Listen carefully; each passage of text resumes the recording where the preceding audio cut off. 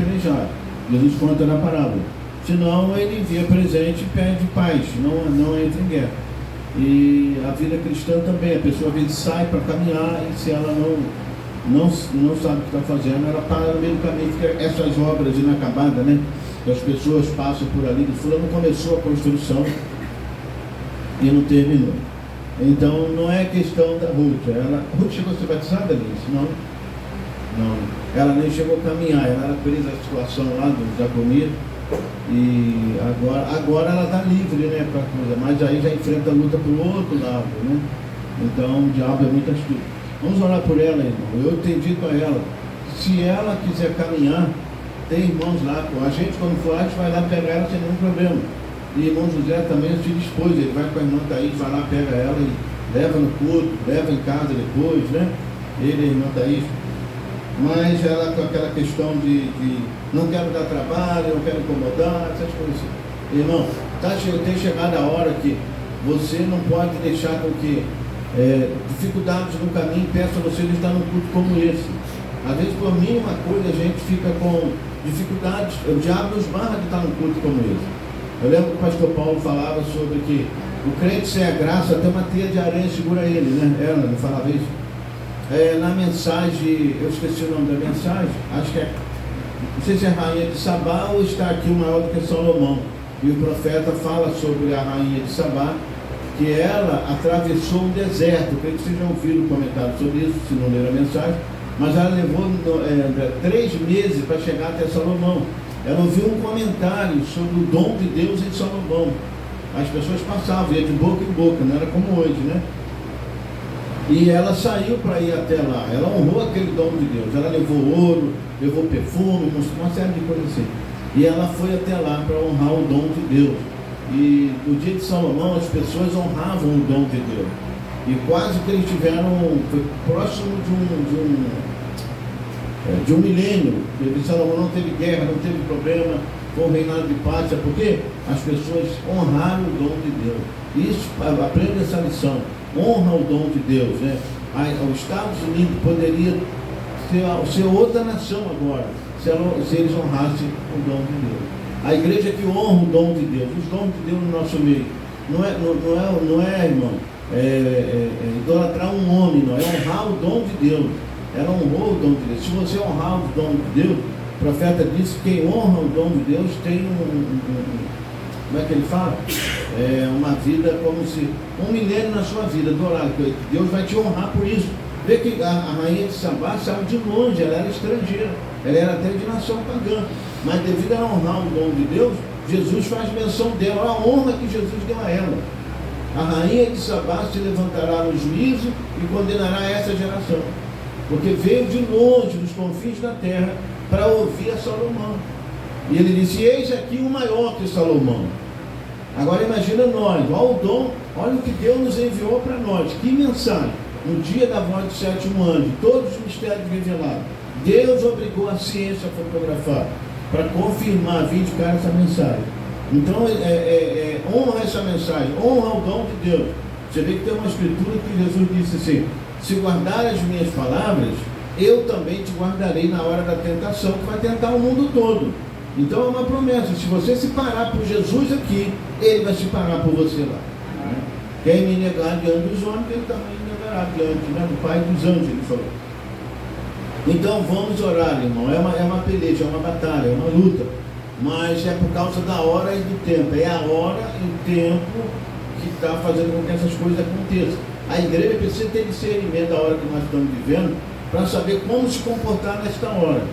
Não se podia esperar outra coisa, em tempo de arrebatamento, uma grande pressão do inferno para poder tentar atrapalhar o eleito. Você vê que o Conselho Mundial de Igreja é levantado exatamente por causa desses eleitos de Deus, filhos de Deus. Então Satanás quer apanhar eles, esses eleitos, mas Deus já providenciou, o escape e a igreja ela vai estar ali. Então vamos orar. Ore nas suas orações pela irmã Ruth, ore pelo irmão que ficou de vir na terça-feira passada, não pôde vir, um rapaz desviado, Rafael, ore pelo irmão Stefas também, com a esposa, então para se firmar, voltar à comunhão, mas uma grande pressão do diabo também, né? Ore pela Eunice também, Lucas. A gente tem que entender que é uma batalha espiritual, nós estamos enfrentando um inimigo invisível. E ele não está brincando. Se você relaxa e eu relaxo, o diabo não relaxa. Ele não está brincando com você, ele não está atirando para ver como é que você vai reagir. Se ele puder, ele acaba com você. Ele vem para matar, roubar e destruir. Então ele quer nos ferir, às vezes ele quer tirar até a nossa vida. Ele só não tem tirado a tua e a minha vida porque Deus disse, não terminei com ele aí. Aí ele tem que parar com você. Mas que ele tem te atacado, tem. E ele não tem poupado, não. Enquanto a gente se distrai com as coisas, ele está planejando dia e noite uma forma para te derrubar. Mas é Deus que está nos sustentando. Amém? Então vamos orar por eles, né? Por essas pessoas, por nós. E também, irmão, sinto que a igreja tem necessidade de... A igreja está precisando. Eu sei que nós vivemos num tempo, numa era que muitas pessoas, ou seja, a revelação, a sua de ensinamento tem sido grande. Muitas pessoas hoje, pela unção que está na terra, de águia, né? A visão de águia, então, são muitas pessoas sabendo muita coisa da mensagem, porque a revelação chegou para esse tempo, abriu-se todos os mistérios, mas não podemos esquecer que disse o mensageiro, que é preciso mover do sobrenatural para compreender o que Deus está fazendo nesse tempo. Senão a gente fica bons crentes intelectuais sabendo muito, mas sem o poder do Espírito Santo para trazer aquilo à vida, isso não funcionará. Então veja que a igreja, nós precisamos de reparar, fazer um reparo e buscar a Deus e se encher do Espírito Santo. Agora lembre-se, o Espírito Santo, com bem menos de coisa que nós temos hoje, fez grandes sinais, prodígios, maravilha, e o testemunho da igreja foi notório dos irmãos no tempo que viveram. Agora imagina hoje, com toda essa revelação que tem chegado, e você permitir com que Deus tome sua vida e assuma a preeminência, dirija você como Ele quer fazer, e guie você como Ele quer fazer, o que nós não veremos se uma igreja puder se render completamente a Deus. E nós precisamos disso. Para isso, precisamos buscar o Espírito Santo, se encher do Espírito Santo. Então, vamos voltar às nossas reuniões de consagração, pelo menos ou uma ou duas vezes no mês, mas tirar aquele sábado de consagração, voltar às orações. Você vê que o pouco que a gente ora na sexta-feira ali, você vê como que Deus quer que a igreja ora, né? A gente não faz aquilo de propósito. Quando a reunião de sexta-feira se alongou, pensando que ia terminar 9 horas, terminou quase 10 horas, por ali. Então, mas o Espírito Santo veio com 2 pessoas somente orando, as outras também tinham unção para orar. Mas você vê, então, Deus está fazendo isso, Deus está dizendo outras palavras, gente, vocês precisam orar, vocês precisam ficar mais no altar, vocês precisam se render mesmo, vocês precisam permitir com que eu desça, termine com a vida de vocês, e eu viva a vida cristã através de vocês. Deus quer corações rendidos mesmo, né? E nós precisamos deixar com que essa natureza divina, ela tome conta do nosso ser. Amém? Vamos ficar de pé para a gente ler a palavra, hoje é dia de ceia. E vamos ler 2 escrituras somente. E uma mensagem, se Deus nos permitir, né? A escritura que nós queremos ler, então, ficou assim, né? Vai haver culto, então, aqui na próxima semana. Vai ser de dia, né? Vai ser de dia, certo? Na próxima semana. Apesar de ter a viagem. E também vai ter lá o evento lá em Cabo Frio. Mas como só vai poder irmão Charles, então os irmãos podem fazer o culto aqui. Nós, no caso, vamos estar viajando, né? Vamos ler Apocalipse 17, depois Apocalipse 19, né?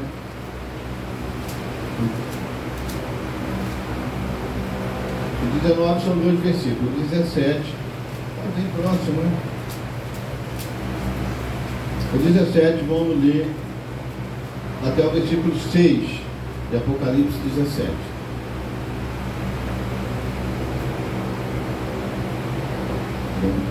Todos acharam? Amém?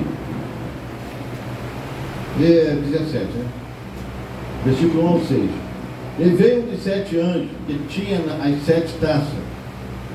Falou comigo dizendo: vem mostrar-te-ei a condenação da grande prostituta que está sentada sobre muitas águas. Presta atenção aqui nessa mulher. é grande, mas o Espírito está dizendo que ela é uma prostituta, ou seja, ela comete prostituição, nesse caso. Então ela teria um compromisso com o seu marido, né, e está cometendo esses atos de prostituição. E está dizendo que ela é uma mulher grande, mas ela é uma grande prostituta, né?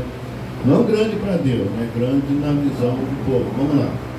Grande prostituta que está sentada sobre muitas águas, né? Água, alguém sabe o que quer dizer água na Bíblia? Nações, povos e línguas. Então por aí você já vai ver se é uma mulher sentada sobre nações, povos e línguas, que são essas águas. Então quando ela está sentada, ela tem domínio sobre eles. Mas logo aqui embaixo você vai entender porque está falando sobre essas águas e é onde a mulher está sentada. Ó.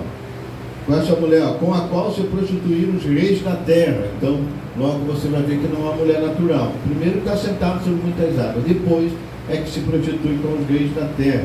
Ou vamos dizer, os governantes, os presidentes, assim por diante. E os que habitam na terra se embebedaram com o vinho da sua prostituição. Então, esse ato de prostituição embebedar as pessoas. E uma pessoa bêbada não adianta você dizer nada, ela está embriagada com aquela bebida, ela acha que está certo, né? Olha bem o que ela tem feito na terra. Versículo 3: levou-me em espírito a um deserto e vi uma mulher sentada sobre uma besta de cor escarlata, que estava cheia de nomes de blasfêmia, e tinha 7 cabeças e 10 chifres, né? Essa besta quer dizer um poder, tá? Versículo 4: e a mulher estava vestida de púrpura e de escarlata, e adornada com ouro e pedras preciosas. Então era uma mulher realmente, ou seja, uma igreja de chamar a atenção. Tinha poder, tinha riqueza, tinha pérolas preciosas e por diante. Então ela estava adornada com ouro, pedras preciosas, pérolas. Tinha na sua mão um cálice de ouro, cheio das abominações da imundícia da sua prostituição.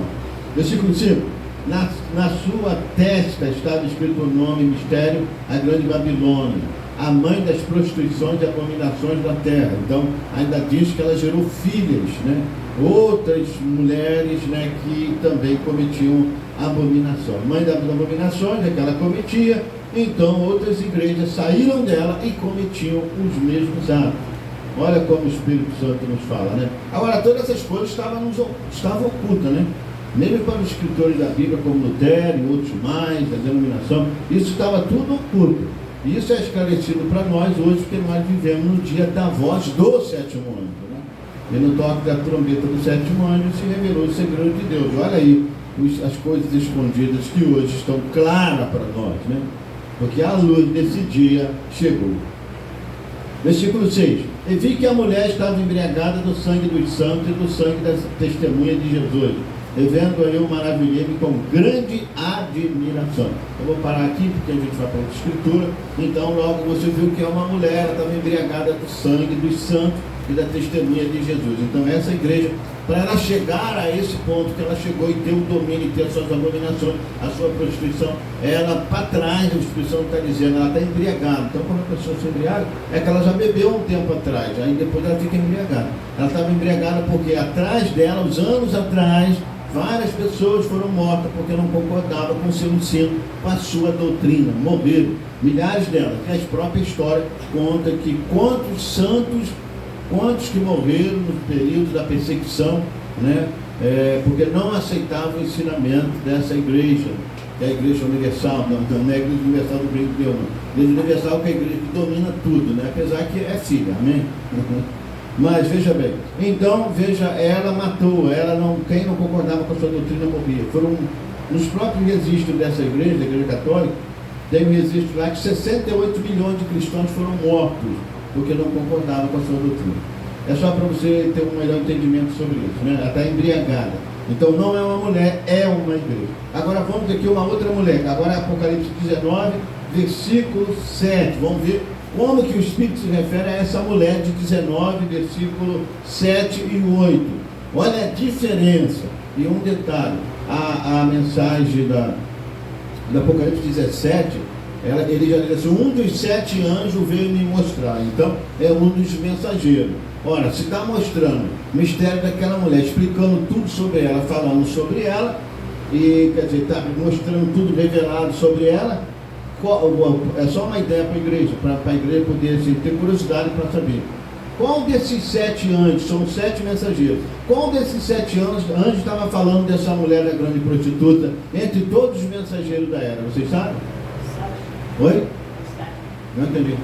E 7, isso então. O 7, porque foi no dia da voz do 7º anjo que se revelou todo o segredo de Deus. Amém? Então, só para você ter uma ideia. Então, foi no dia do 7º anjo.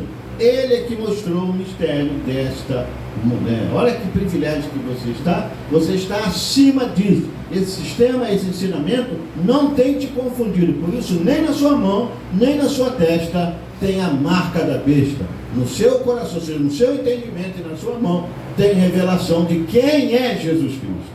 Amém? Que diferença, né? Agora vamos ver que tem uma outra mulher aqui, olha só. Agora o Espírito muda, você vê que a expressão, a forma como se fala para essa é totalmente diferente. E um detalhe aqui para essa de Apocalipse 19, versos 7 e 8, olha aí. Regozijemo-nos e alegremos, olha a diferença, né? Tem regozijo, tem alegria. Regozijemo-nos e alegremos e demos glória, porque vindas são as bodas do Cordeiro, e já a sua esposa se aprontou. Veja, não tem nada aqui a ver com a grande prostituta, todas as características daquela outra mulher. Mas está dizendo que aqui tem uma mulher que já é esposa do Cordeiro, né? E vai ver umas bodas do Cordeiro, porque a esposa se aprontou. Então, irmão, Satanás está lutando, ele está fazendo tudo o que pode, mas há uma noiva que chegará, ou seja, há uma noiva que vai estar pronta e irá no arrebatamento. Regozijemos e alegremos e demos glória, porque vindas são as bodas do Cordeiro e já sua esposa. Está chamando ela de esposa, é diferente de uma noiva, tá? Então ela está casada. Então essa moça, essa noiva, ela já não é mais noiva aqui, está dizendo? Se aprontou, então ela casou com a palavra. Então ela é esposa do Cordeiro. Amém?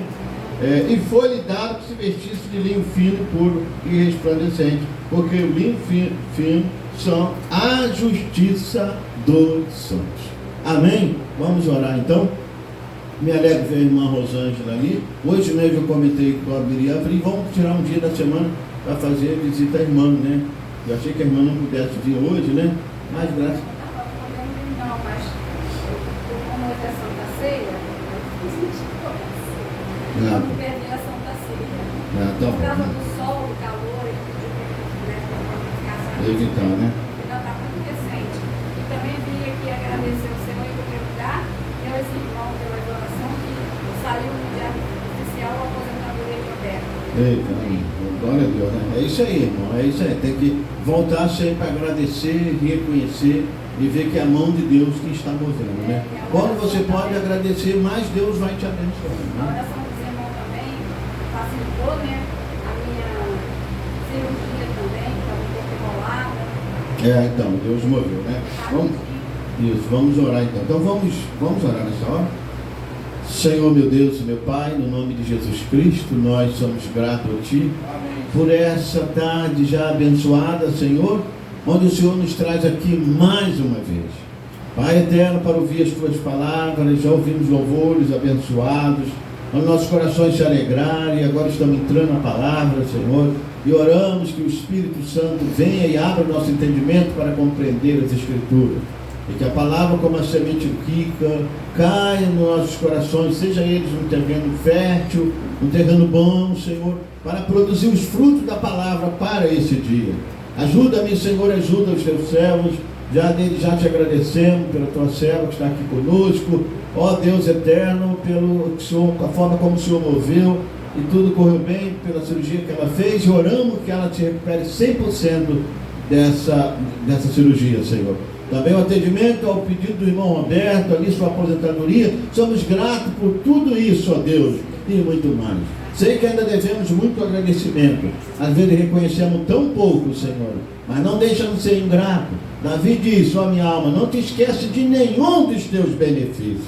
Então ajuda-nos, Pai, E agora ajuda nessa hora tão importante, tão principal, onde o Senhor vai tratar com as nossas almas, a fim de que nossa fé se levanta, nossas almas sejam preparadas pela palavra. Como nós lemos aqui, a esposa se aprontou. O que apronta a esposa é a palavra, Senhor. Então que a tua palavra entre em nossas vidas, nos transforma, nos liberta, nos encha com o Espírito Santo. Obrigado, continua comigo, conosco, que ajuda nos momentos, no tempo que passaremos aqui, seja tudo para a tua honra, a tua glória e o teu louvor. No nome do Senhor Jesus Cristo, nós oramos e pedimos a tua intervenção, com perdão de todos os nossos pecados. Amém e amém. E assentar-vos, irmãos. Eu vou ler agora um pouquinho da mensagem A Era de Éfeso, né?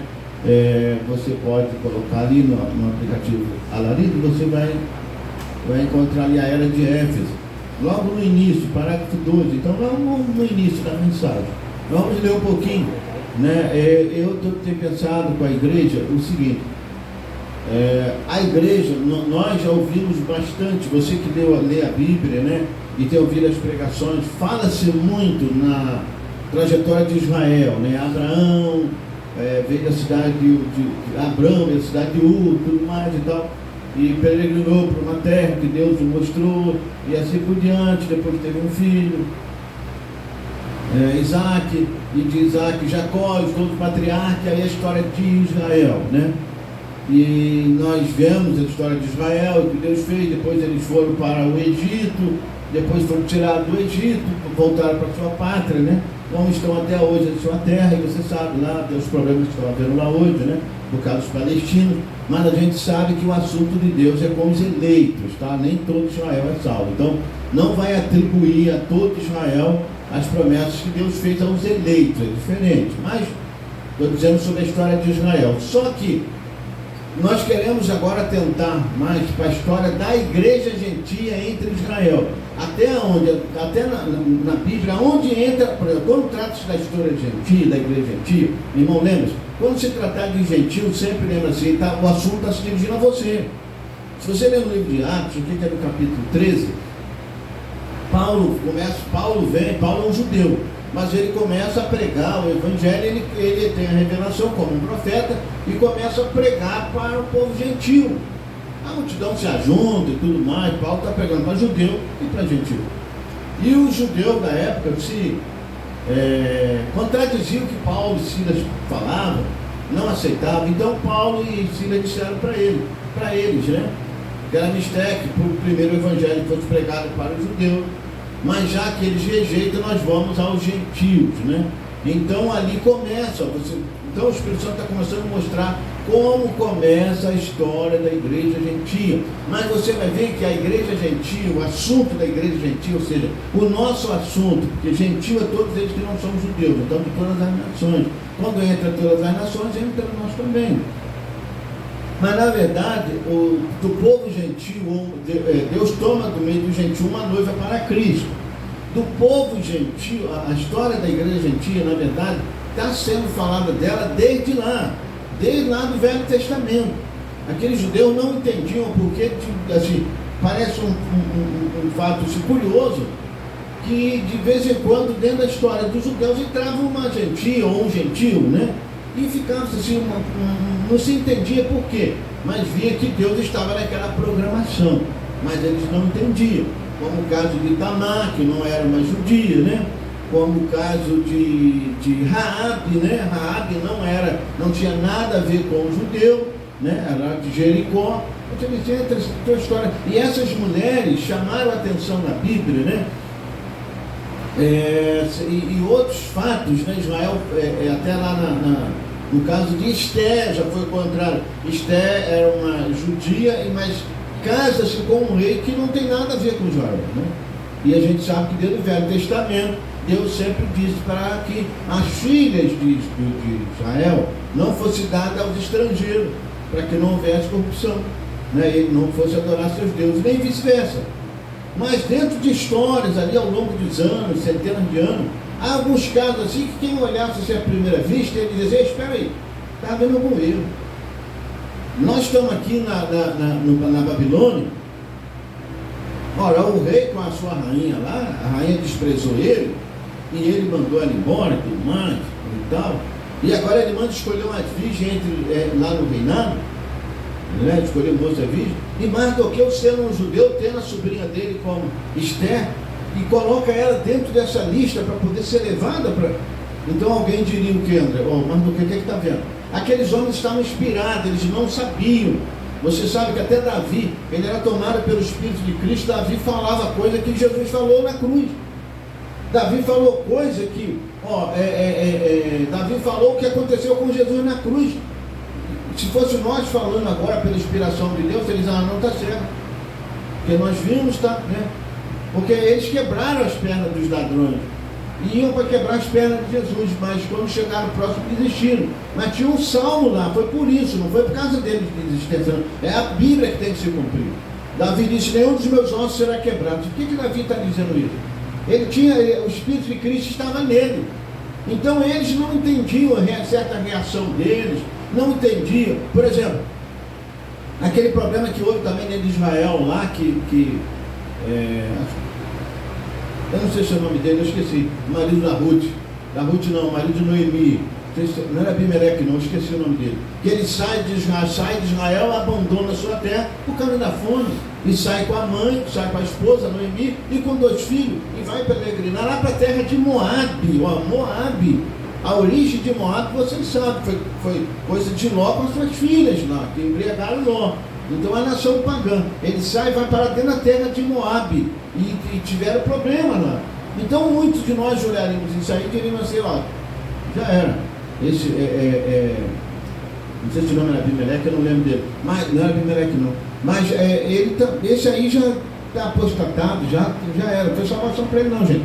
Ele foi lá e ainda foi para a terra de Moabe, ainda levou a esposa, só porque está tendo fome em Israel, e ele está indo para lá.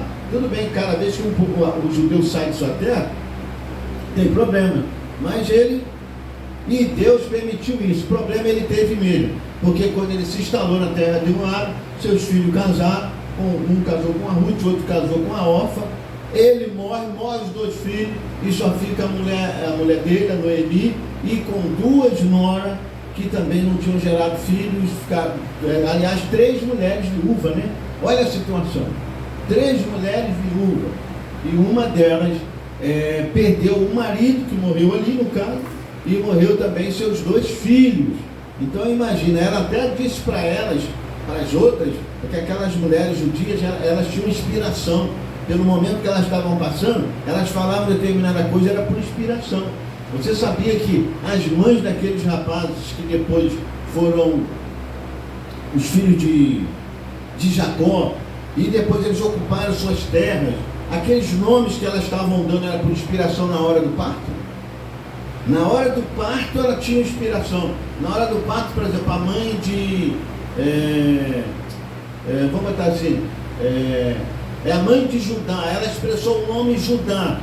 Aí você diz, mas por que ela está dizendo o nome Judá? Aquele menino cresceu, ele foi um líder de uma tribo. Na distribuição da terra, você vê que Josué não estava no período que o rapaz nasceu, ele dá aquela terra, por exemplo, Rúben, Benjamim, tinha um que os pés dele, Jacó, quando abençoa ele, e disse assim, você terá seus pés no óleo, banhado com óleo. Essa é uma tribo de Israel, que aonde eles foram instalados, houve muita riqueza de petróleo. Tem um nome, eu esqueci qual é, eu não sei se é Rubem, que ele tem a ver com grão. Inclusive essa tribo de esses judeus que vieram muito para o Brasil foi abençoado. E onde eles ficavam, por exemplo, o que a bênção do grão acompanhava ele, para onde ia esse judeu, para a nação que ele fosse instalar-se lá, Deus fazia com que os grãos se multiplicassem naquela terra. E aqueles judeus que foram para determinada região de lá, Deus fez com que tivesse poços de petróleo. É ou não é? Vê o que é a bênção de Deus? Olha o que ele disse lá para Abrão. Aí era ainda Abrão. Ele disse, te abençoarei e multiplicará. Abençoarei os que te abençoarem, amaldiçoarei os que te amaldiçoarem. Então, há uma bênção seguindo esse povo. Então, você vê que até a atitude, quem tratou bem Israel, sempre foi, e foram abençoados, né? Inclusive, o Brasil teve um período muito abençoado, eu não sei se vocês sabem que quando Israel foi declarada ser uma nação, 1946 até 48, algo assim, né? Depois da Segunda Guerra Mundial, o massacre que os judeus tiveram, e as nações foram comovidas com aquilo, mas tudo isso era um programa de Deus também. As nações foram comovidas com aquilo e tomaram uma decisão de dar uma terra para Israel.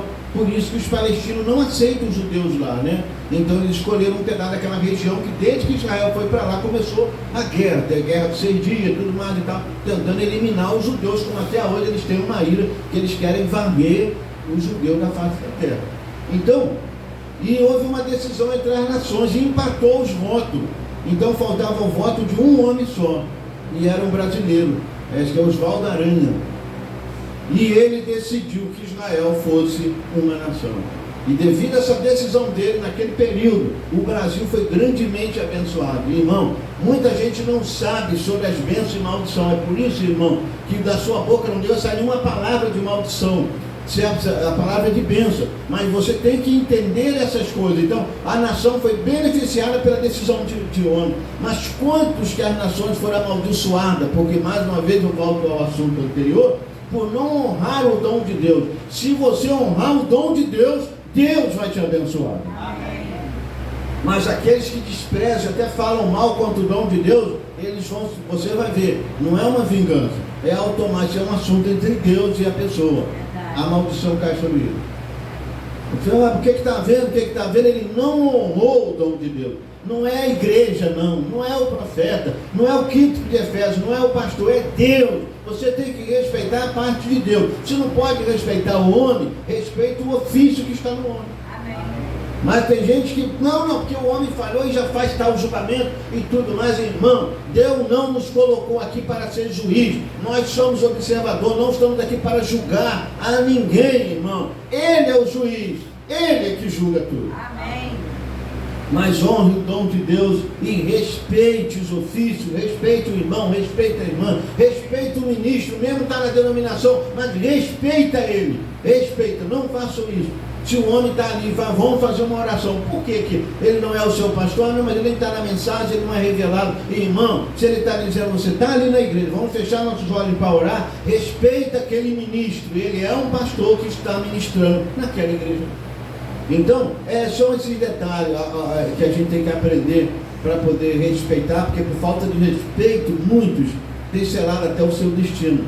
E quando se trata de assunto com Deus, né, se a pessoa blasfemar contra o Espírito Santo, não tem perdão nem nesse mundo, nem nesse século, nem no futuro. Quer dizer, não tem perdão. E por falta de orientação às crianças, lá no dia de Eliseu, eles criticavam de Elias, eles zombavam de Eliseu. E as mães e os pais, é por isso que se começa dentro de casa. Se você pegar uma família que ela desrespeita o pastor, desrespeita a igreja, as crianças vão seguir esse caminho. Se você pegar uma igreja que o pastor desrespeita e fala de um púlpito contra qualquer pessoa, a igreja vai seguir ele também. Então, agora você tem que dizer o que? Não, respeita, irmão, não faça isso. Respeita aquela pessoa. Mas eu não consigo falar nada bom dela, não tem nada de bom para eu falar, então fique quieto e ora somente por ela. Mas não diga nada ruim. E aquela mãe, aquele pai zombavam de Eliseu, o profeta, e chamavam ele de calvo, cabeça de abóbora, era uma risadaria. O Eliseu está passando por aí. Antes era com Elias, depois com Eliseu, a zombaria. E aí que umas crianças se acharam no direito que meu pai fala, minha mãe fala, meu pai não respeita o pastor, minha mãe também não, né? Meu pastor fala de outro pastor, de outra igreja, eu vou falar também. Vamos seguindo a regra, não faça isso, irmão. E aqueles 42 meninos, rapazes, Eliseu passando, e eles iam atrás de Eliseu, e zombando, e dizendo, calvo, calvo, aquela zombaria, calvo, cabeça de abóbora, calvo. Ele disse que Eliseu, ele deu uma olhada para trás, né? Eliseu deu uma olhada para trás, certamente sentido com aquelas ofensas e tudo, irmão. Na hora, 2 úlceras apareceram, não escapou um menino, morreu toda a gente. Mas sabe quem foi os culpados? Os pais ensinam a respeitar, irmão. Principalmente as coisas de Deus. Principalmente as coisas de Deus.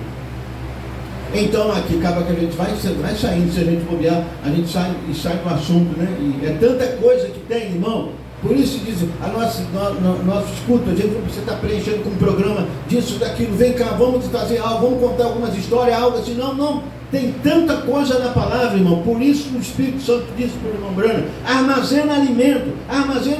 E ele viu aqueles legumes bonitos e tudo mais sendo guardado. Por quê? Ele sabia que você estaria aqui para comer esse alimento.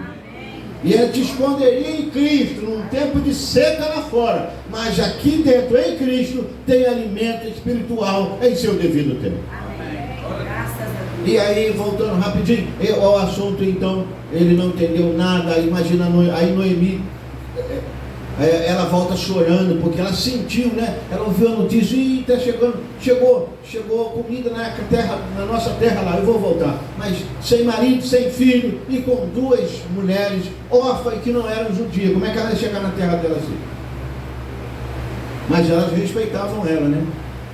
E aí você olha uma cena dessa, você diz, não tem jeito não tem jeito, irmão. Deus sabe o que está fazendo, né? Deus estava mostrando algo a eles, não a eles lá que eles não entenderam. Hoje nós sabemos o porquê disso, hoje nós entendemos o porquê disso aí, então, entende? E então ela volta e ela vai e fala, aí quando ela diz assim, não, nós vamos com você, nós não vamos deixar você não, você foi uma sogra muito boa pra gente, e nós casamos com seus filhos e tudo mais. Ela disse, não.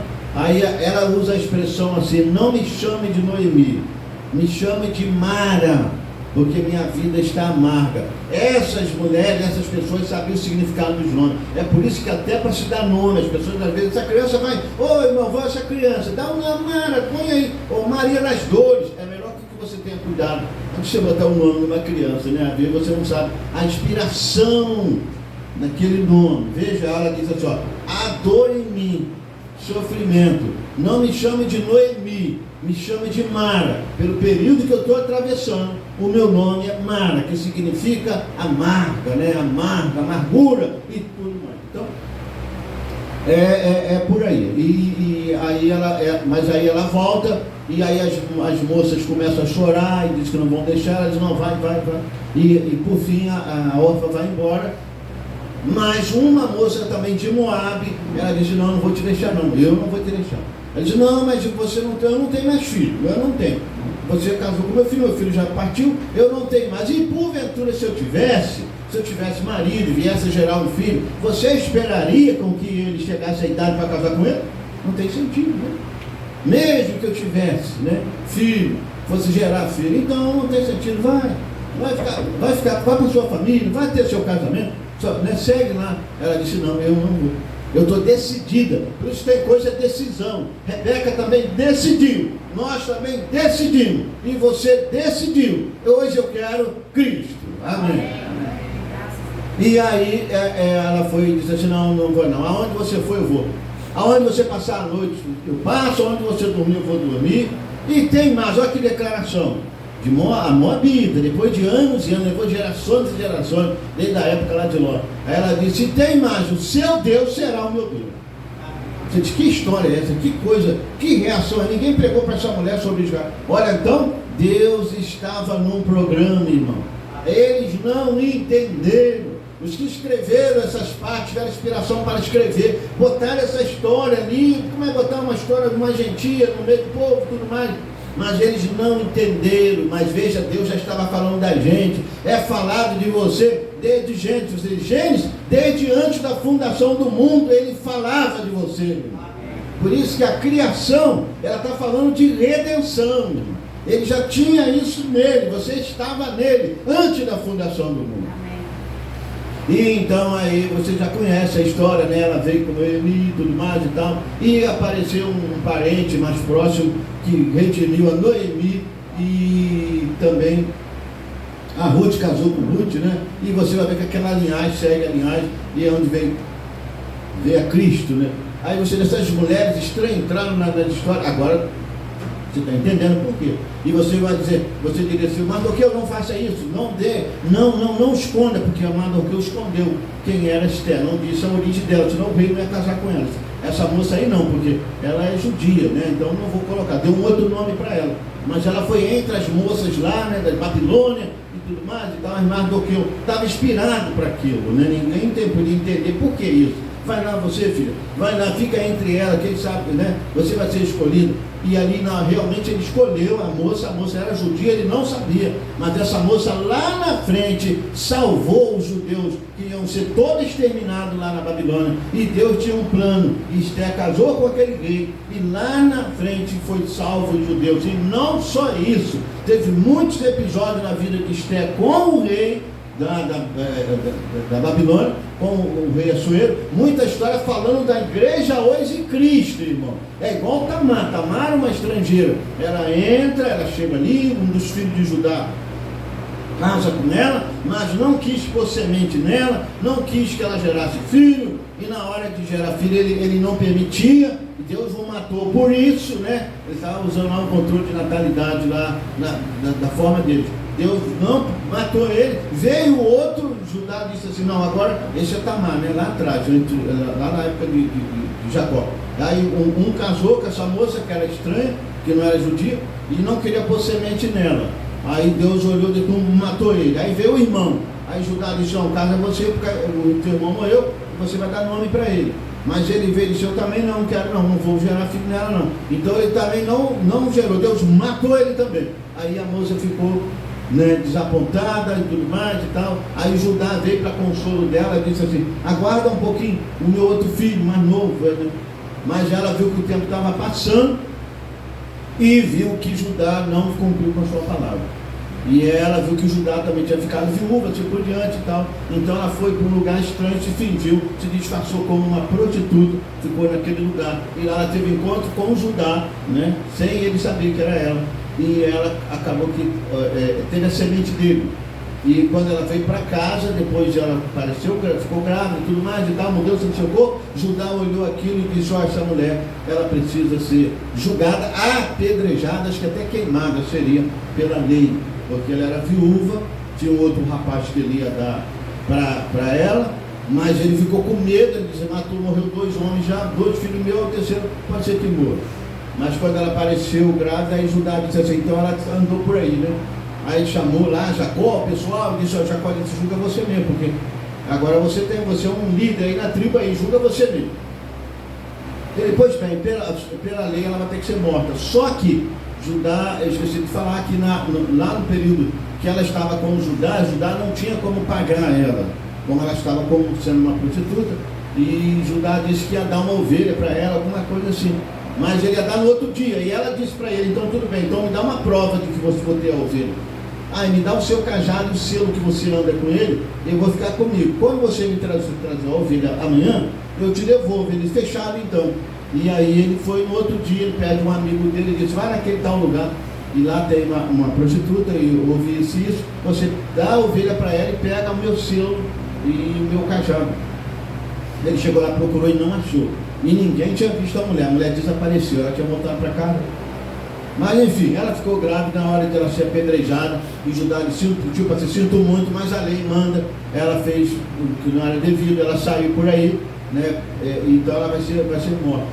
E quando ele estava preparando toda a coisa lá para apedrejar ela, e ela disse assim, o pai da criança que está no meu ventre é o dono desse cajado e desse selo aqui. Aí quando ele olhou para ela, ele disse, o meu pecado é maior do que o dela. Eu não permiti com que ela casasse com meu filho mais novo, e por isso ela fez isso. Eu que errei. Então ele diz assim, não tomou ela mais como esposa, mas disse, ela vai ficar, vai criar seu filho, vai ter toda a nossa proteção, e ela não vai ser condenada. Você diz, que história estranha isso. Por que Deus permite que Moisés, inspirado pelo Espírito Santo, coloque um episódio desse lá na Bíblia? Por que pular isso aí, gente? Pular isso aí, uma mulher estranha, fez isso, aquilo, e comprometeu Judá vai, não, ela está salva, ela não vai ser morta não, por causa que era filho dele que estava nela, e ela estava com o selo e o cajado dele. O que Deus estava falando com isso? Hoje a gente entende. Nós somos o quê? Não somos estrangeiros? Não é uma igreja gentia? O que a Bíblia fala? Não há um juízo. Veja a Bíblia fala para você o que? O profeta vem dizer que você não vai entrar em condenação, e nossos pecados foram perdoados em Jesus Cristo. Mas veja bem, Então, por que a igreja não entra em condenação? A igreja seria condenada, nós seríamos julgados, condenados, justamente condenados, e teríamos que ficar muito satisfeitos com isso. Mas, na verdade, quem tira a nossa condenação é Cristo. Paulo diz, nenhuma condenação há para os que estão em Cristo Jesus. Então, esse selo, esse sinal, esse selo, essa revelação traz Cristo em você. Quando traz Cristo em você, a vida de Jesus em você, ou seja, a semente de Deus em você, salvou a sua alma. O sinal está aplicado, o sangue está em você, a palavra está na noiva. Você não só está perdoado, você está justificado, como se nunca tivesse cometido pecado. Aí você vem e você diz, e aqui, ó, sou eu, somos nós. Tamar representa a igreja gentia. A Esther com Assuero, e aquele poder, e todas aquelas coisas que estavam sucedendo lá, metade do seu reino será dado, tudo mais, mostrando Cristo e a igreja. Assim vem, assim por diante.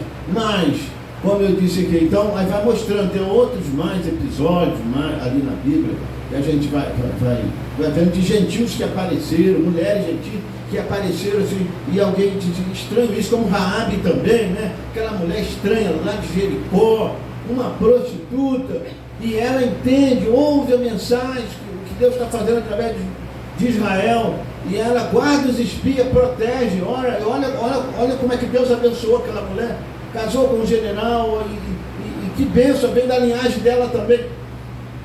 Então são essas coisas, então você começa a ver. Agora você observa, por que a gente está falando dentro de uma Bíblia que para nós é um livro estranho, pertence a uma Bíblia que conta a história dos judeus, inclusive o Novo Testamento para cá, eles nem creem, porque eles não creem em Cristo, não creem nas cartas de Paulo, não creem nos ensinamentos, eles ficam só com o Velho Testamento. Mas hoje você pode olhar, você está em cima de uma montanha, olhando, porque Deus te elevou à parte mais alta, você pode olhar e dizer, isso, então aquilo é isso, quer dizer, todos os mistérios da Bíblia foram revelados no dia da voz do sétimo ano. E só que quando você começa a ver os mistérios de Deus sendo revelados, de quem é Jesus, primeiro, a revelação é quem é Jesus, seus planos na era futura e tudo mais. Então logo você diz, espera aí, se ele está revelando quem é ele, porque quando ele mostrou quem era Adão, a Eva estava em Adão, entende? Então, tanto é que Adão disse, do varão é tomado. Quando ele começa a revelar quem é ele, as coisas da parte da mente de Deus lá de trás foram reveladas. Então você vai ver que esse ser eterno, que não tem princípio nem fim, lá na eternidade tinha consigo esses atributos e esse desejo de ter uma família, de ser pai, de ser filho, de ser consolador, curador e tudo mais. Todos esses atributos estavam contidos naquela eternidade, que mesmo em Adão e Eva, lá no Éden, ele podia cumprir uma parte só, a parte paterna somente, seus filhos estavam ali. Mas ele tinha mais atributo que estava nele. Então, quando entrou a queda, em Jesus Cristo foi revelado todas as coisas de Deus. Então, não tem mais nada escondido. E nessa revelação, quando ele mostra quem é ele para você, aí você se vê nele. Porque se você é um filho de Deus, você é eterno, você tem vida eterna com Deus. Quando ele abre assim, quem sou eu? Deus e sua família, você olha no quadro e você diz, aquele sou eu, você estava em Deus. Aí você vai entender que o fato de você entender a palavra e compreender a palavra, não foi que algum pastor que explica muito bem a palavra, veio e pregou para você e você entendeu, né? Você vai entender que é o Espírito Santo, a revelação de Deus, que mostra a você a palavra desse tipo. Mas então, irmão, temos esse rápido comentário sobre isso. Nós precisamos entender que dentro da Bíblia tem uma igreja, um povo judeu e uma igreja gentia. E você vai entender que quando Deus veio falar com Daniel acerca do seu povo, eles estavam na Babilônia, eles estavam passando 70 anos de julgo, por causa da idolatria no tempo de Jeremias, e perto já de se cumprir, de se terminar aquele período, Daniel clama ao Senhor, e o anjo do Senhor vem até a Daniel, e começa a falar para Daniel, que 70 semanas seriam determinadas para o teu povo, Daniel. Em outras palavras, essa 70 semana é inteiramente para os judeus, Daniel. Não tem nada a ver com vocês aqui, comigo, conosco, com o povo do Brasil e do mundo. Não tem nada a ver. Aquela 70 semana é determinada para o teu povo, Daniel. E Daniel era um judeu e era o povo judeu. Você dizia aí onde está, gente? Aonde está? Aonde está aí? Desde essas 70 semanas. Ele disse que na última semana ela seria interrompida, ela seria parada, a semana seria parada. Então, 3 anos e meio da última semana haveria um interrompimento e ela seria parada até e entraria um espaço. Aí, olha o povo gentil entrando aí. Olha as eras da igreja entrando aí. Na metade da última semana entraria umas eras da igreja. Deus tiraria um povo para o seu nome. E assim que a noiva sai de cena, vem os outros 3 anos e meio e completa a última semana. Então olha o grande amor de Deus. Dentro do tempo do seu povo judeu, Deus introduziu você. Você entrou, você ganhou a vida eterna. Você casou com Jesus Cristo. Glória a Deus. Aí eu te pergunto, essa igreja aqui e a igreja no Brasil, no Rio, no mundo, nós não deveríamos estar muito agradecidos, André? Verdade. O que é que nós fizemos, Luiz Carlos? O que é que a gente pode fazer para ganhar uma salvação dessa? Pensa você com seus próprios filhos. Pensa vocês mães, vocês pais que têm filho. Você teria coragem de endurecer o coração do seu filho, parar ele para salvar um estranho? Umas pessoas que nem estavam aí para você, umas pessoas que não te consideravam em nada e que pelos próprios atos dela, você era inimiga sua. Os atos, o que você faz, o que ela faz, o que eles fazem, te ofende. E você teria coragem de parar com seu filhinho, dizer assim, fazer ele endurecer sem ele saber, e ele não entender você, e você deixar ele lá rejeitado para salvar pessoas que não te consideram em nada. É um amor inexplicável, irmão. Por isso disse o profeta, a sombra da sombra desse amor ágape nunca será entendido. Por isso, quando você canta esses hinos que falam de redenção, quando você começa a cantar um hino com verdadeira meditação, inspiração, você vai ter que se alegrar. Quando você diz assim, Cristo me amou e me salvou, foi seu inteiro amor. Veja bem, então, como é que sublime amor de Deus. Então Deus pode olhar para você e dizer, ele é agradecido. Era por isso que Davi era um homem segundo o coração de Deus. Davi valorizava cada coisa. Davi valorizava, se alguém dissesse assim, Davi, hoje tem culto, vamos à casa do Senhor. Aí Davi soltava de alegria. Ô Davi, por que tanta essa alegria? Porque me convidaram, vamos à casa do Senhor. Amém. Agora vamos botar entre parênteses aqui. André, pensa bem, cara. Davi aí no seu lugar, ou Davi aqui, Davi no lugar de André, vamos botar Ana lá no lugar da Andréia ali, da Miriam, da Renata, da irmã Rosângela, Ana, as outras mães, outros mães. Eu acho que a gente chegaria aqui, eu creio que eles já estariam 1 hora e meia, 2 horas antes chorando aí, de alegria. Porque no tempo deles eles não tiveram essas coisas que nós temos hoje, irmão. A gente pode falar deles, da história do povo deles, de tudo. E a mensagem desse dia, porque profetas como João foi um profeta, ele diz, no princípio era o verbo, e o verbo estava com Deus, e o verbo era Deus. E olha onde João está indo. João está indo lá no Gênesis. E no princípio criou Deus o céu e a terra. No princípio era o verbo, e o verbo estava com Deus, o verbo era Deus, e o verbo se fez carne e habitou entre nós. João foi lá no Gênesis, mas quando chega no nosso tempo, o 7º mensageiro diz, vamos fazer uma viagem? Vamos até Gênesis? Vamos até antes de Gênesis? Vamos entrar na parte de trás da mente de Deus? Olha que dia que a gente vive. Então, isso é maravilhoso, né? Agora vamos aqui para a gente poder caminhar aqui para a conclusão. É só um pouquinho, eu penso que a igreja está precisando desse entendimento, para que você possa saber, porque o diabo está atacando muito, irmão. Ele está atacando com todo tipo de ataque, e ele quer que você não crê na sua eleição. Se ele puder confundir você, e aí ele vai confundir. Mas você precisa se entender, você precisa se ver na Bíblia, você precisa saber sua posição, você precisa saber quem você é. Amém. Você não pode ficar olhando as suas fraquezas. Você precisa saber o que Deus fez de você. E Deus não está olhando na fraqueza que você tem, uma vez que você quer chegar a uma perfeição. Deus quer que você olhe o que Ele fez de você. E você não se tornou um filho de Deus quando você aceitou Jesus e foi batizado em nome de Jesus Cristo. Você não se tornou. Você já era um filho de Deus antes da fundação do mundo. O que está acontecendo é apenas uma manifestação de quem somos nós, de quem são todos que estão na terra. Manifestar é uma coisa, de você identificar como ser. Porque quando Deus escreveu o seu nome no livro da vida, quando aceitei tem 20 anos, não. A Bíblia fala que foi escrito antes da fundação do mundo. Então a palavra desta hora está manifestando quem é você, meu irmão. Por isso que tem gente que diz, eu não creio nessa mensagem não. Eu não creio não, para mim essa mensagem de profeta é falsa. Isso é com você, isso não me incomoda. Eu tenho que saber quem sou eu. O Espírito Santo está olhando assim, e você? Eu não creio no Brana, eu não creio na mensagem. E você acha que Deus está preocupado com isso?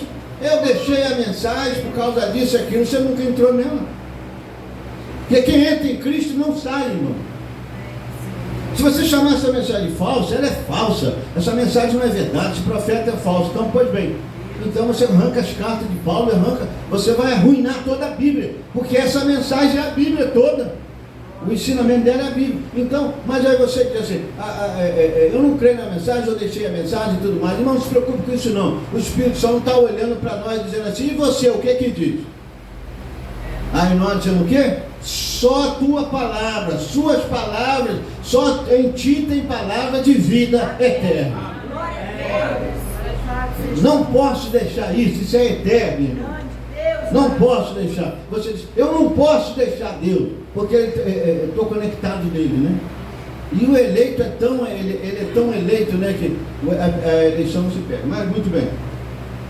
Então a gente tem que entender isso para a gente poder ver, não, eles quando sabiam quem eles eram, você vê que até hoje, Israel tradicionalmente, eles estão relembrando lá do passado, eles dizem, não, Israel, nação de Deus, faremos isso, aqui você vê que eles, muitos deles em total corrupção mesmo, né? Mas carregando aquele nome tradicional, a nação de Deus e tudo mais e tal. Você vê que eles estão construindo lá, vão construir o terceiro templo, vão sacrificar animais e tudo mais e tal.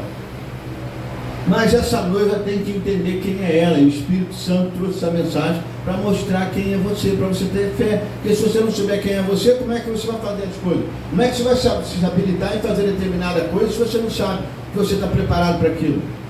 Se eu tiver a chave do carro ali, do irmão ou meu, e falar, pega esse carro e viaja, vai para Itaperuna. Você diz, não vou não.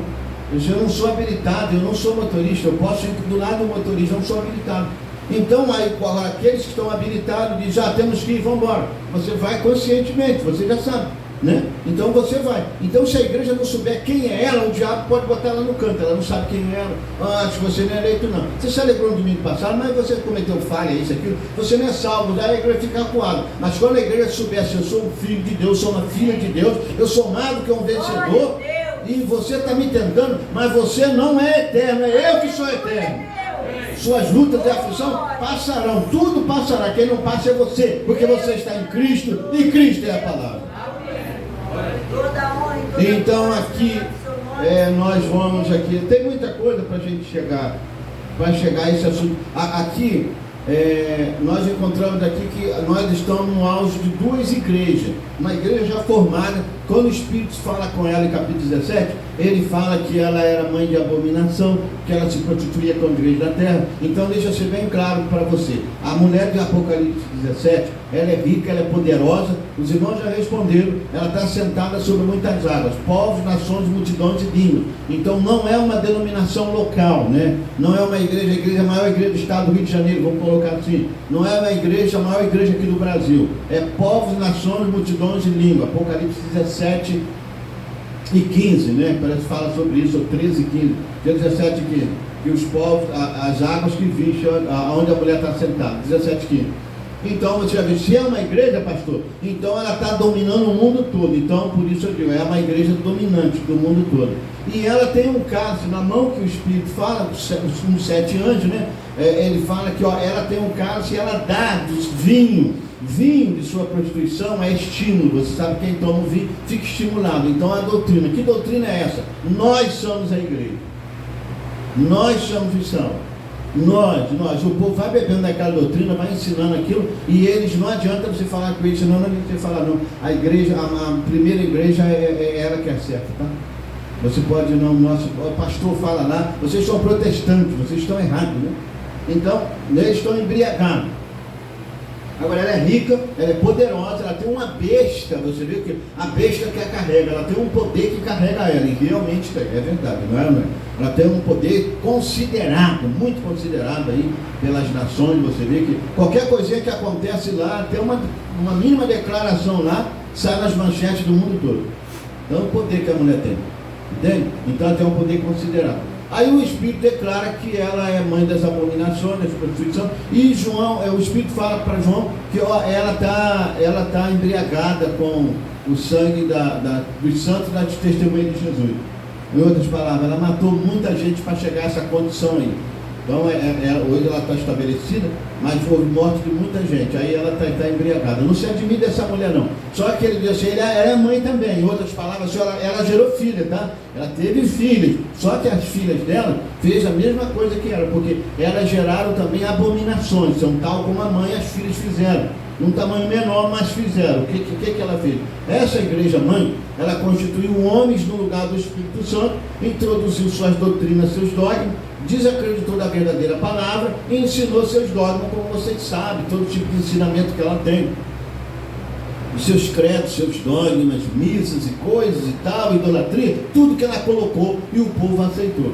Só que o Espírito está dizendo que sai mulheres dela, né? Moças que saem dela. E elas, em medida pequena, vamos dizer assim, como são filhas que saíram, mas tem a mesma abominação, porque constituiu homens também, que construíram suas escolas dominicais e tudo mais, que tiraram a palavra de cena, o ensinamento da Bíblia, e são o que os seus homens e mestres ensinam. O Espírito está dizendo, ela é filha da grande mãe, que cometeu abominação diante de Deus. Então, tal como a mãe comete prostituição, as filhas também. Contra quem essa mulher de Apocalipse 17 está cometendo prostituição, está adulterando? Contra o Deus que ela diz que é o esposo, que é o noivo dela.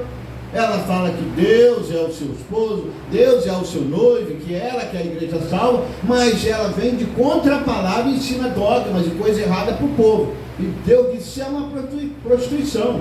E quando as igrejas que saíram dela, na época da reforma, chega aos púlpitos e prega até contra essa mensagem, que é inteiramente bíblica, prega contra o batismo em nome de Jesus, prega que existe uma trindade, prega uma série de coisas contra a palavra, ela comete o mesmo ato contra Deus. Por isso, mãe de prostituições e abominações da terra. Aí você diz, então aonde nós chegamos, irmão? Aqui nós chegamos como num tempo de uma colheita. Nós estamos vendo o amadurecimento, nós estamos vendo o desfechamento de um livro, ou seja, o final de um livro. Mas se você ler só assim, não ir lá para você ver o princípio, você não vai entender bem. Você precisa saber como essa mulher chegou a ser uma grande prostituta assim, ao ponto que também gera filhas. E como essa outra chegou ao ponto de até casar com o cordeiro, de ser esposa dele e ter umas boldas do cordeiro para ela ir. E então são ambas mulheres que o Espírito está falando. Se elas são ambas mulheres e igrejas, então você vai entender. Por isso você precisa ler as eras da igreja. Você vai entender que essas duas mulheres viveram no mesmo campo, na igreja que nós estamos falando. Mas são pessoas, elas tiveram um princípio, elas começaram, elas foram se formando e chegaram a esse estágio. Então, e tem um detalhe, irmão, muito importante, que se Deus nos permitir, a gente chegará nisso. Outro detalhe muito importante, que essa igreja não ficará só. Isso aqui é uma parte de Apocalipse 17. Ela está sentada, ela tem poder, ela está dando vindo a sua prostituição, ela tem um poder, ela tem domínio em toda a terra. Mas ela vai precisar de outra besta, que ela vai fazer algo que vai forçar uma adoração mundial. A mulher de Apocalipse 17 vai precisar da besta de Apocalipse 13. Ela também está em Apocalipse 13. Ela se levanta do meio de muitas águas, do mar, né? Levantou do mar. Mas depois que ela levanta do mar, com 7 cabeças, 10 chifres, tudo mais, uma das cabeças foi ferida e tudo mais, mostrando esse poder. Então, diz no Apocalipse 13 e 11, que levanta uma outra da terra, né? Mas essa levanta como um cordeiro, né? Depois fala como um dragão. Aí é a da terra, são 2 bestas do Apocalipse 13. A gente não vai para lá por causa da hora. Mas a da terra, ela faz algo em direção à primeira besta. Ela constitui uma imagem à besta. Que seria uma imagem à besta? Ela constitui que uma conferência, um concílio ecumênico, que é constituído, mas ele não tem efeito ainda, porque veja bem, há um concílio ecumênico, uma só religião, toda a denominação, mas veja, está nos afetando? Não está. Está afetando o mundo todo? Não está. Mas a Bíblia fala em Apocalipse 13 que essa imagem ganha um espírito, ganha vida. Quando ela ganha vida, aí ela se levanta e declara que ninguém nem compra, nem vende, se não tiver o sinal ou a marca da besta. Ou seja, pequenas igrejas como essa e outra não vão poder estar pregando como estamos pregando aqui, se não tivermos filiado a esse sistema mundial de igreja.